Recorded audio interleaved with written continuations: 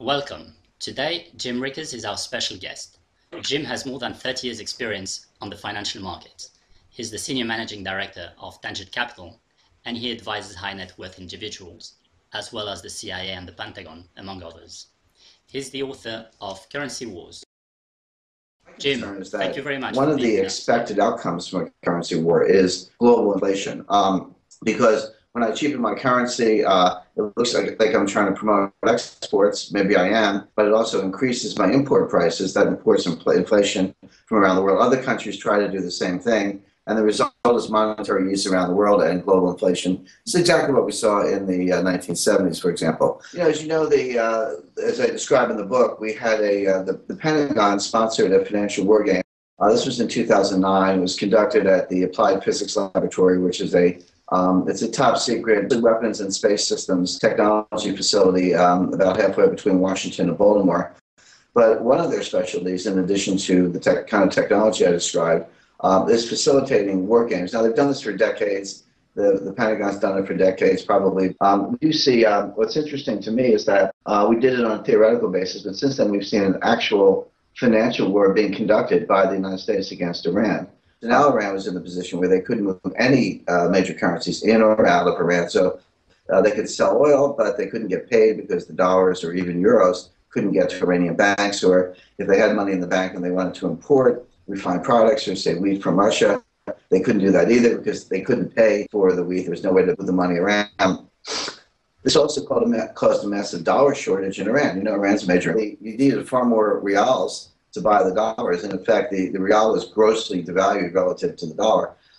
So this caused a run on the bank in Iran because people said, well, I want to get my reals and convert them into dollars quickly before they become worth even less. The Iranians had to raise interest rates to stop the run of the bank. So, of course, real prices went up because you needed, as I said, more reals to get a certain number of dollars. So we caused a collapse of the currency, hyperinflation, a run on the bank, and a lot of social unrest in Iran using financial weapons, exactly as we had forecast in our 2009 war game described in the book. This has now continued in Iran to the point where the currency has almost completely collapsed. There were riots. Now, let's talk about gold holdings. Officially, the US has about 8,000 tons of gold, but this gold has been audited for decades. Does this gold exist? And if so, where is it stored? I think the lack of an audit issue is a bit of a red herring. It is true, you're correct. There has not been an audit in many years, really in decades. I personally would favor an audit. I see no problem with it. But having said that, there's no doubt, there's good reason to believe that the gold, the government is in possession of the gold. I think they have all the gold they say they do. It's stored in two locations. A lot of people think it's in Fort Knox. The answer is about half of it is in Fort Knox. The other half is at West Point, which is another major gold depository.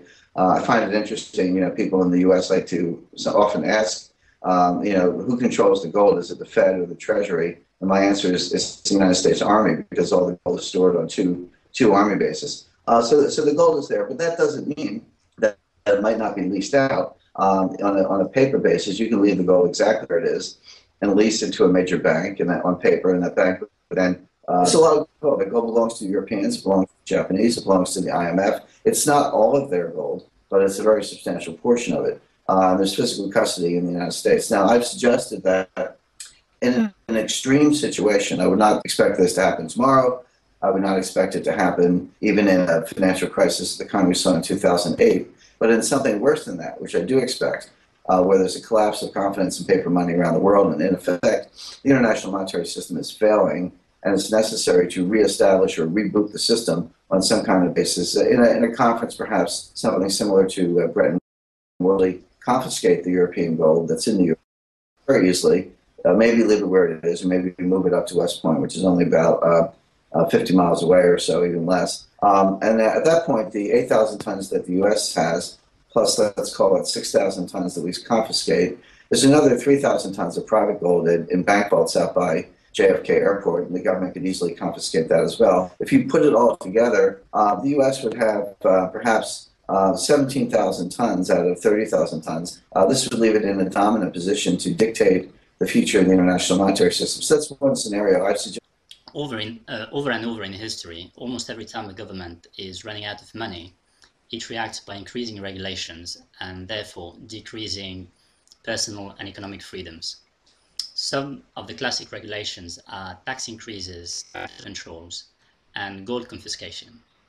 In your view, how serious is the risk of gold confiscation, private gold confiscation, in the West, knowing that most Western countries are insolvent? I would not rule that out. I think there's some possibility of it, but not just in the West. I'll give you another example. I focused on market analysis. They lose sight of history. They lose sight of a concept called force majeure, which means the ability of governments to basically use main force or superior force to dictate outcomes. Governments don't go down without a fight. And so you won't find governments sort of kind of rolling over and letting markets tell them what to do. The governments will push back exactly as you described, with orders, executive orders, confiscation, draconian tax regimes, and just dictates in effect, and try to patch up the world monetary system using these SDRs. It's an open question whether that will succeed. That may be how it plays out. I think at the end of the day, there will be a struggle between SDRs and gold. The dollar will kind of be pushed by the wayside. It will have been discredited and debased by our own central bank, and the world will look at two alternatives, SDRs and gold, and there will be a struggle really between, I think, fascism and liberty at that point. A very, very significant turn of events.